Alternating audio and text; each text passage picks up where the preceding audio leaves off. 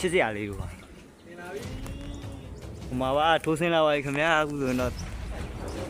ထိုးစင်းလာပြီโอ้shit man ကြိုက်လားအဲ့ဒါကိုပြောတာ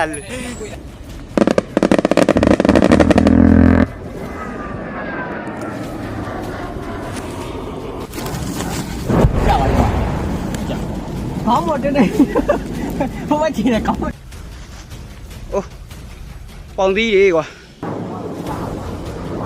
ဒီခွင်းနေကျေပါရောနှစ်စီးကွာရနှစ်စီး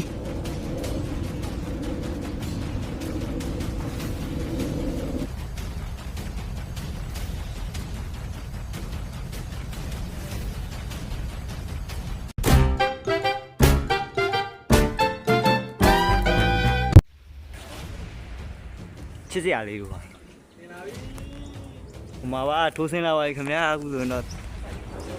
ထိုးစင်းလာပြီโอ้ shit man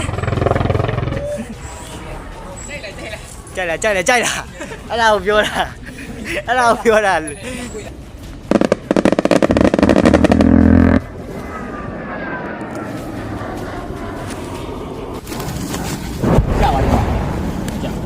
ခေါင်းမတင်းနေဘဝချင်တယ်ခေါင်းအိုးပေါင်သီးတွေကွာဒီခွင်းနေကျေပါရောနှစ်စီးကွာရနှစ်စီး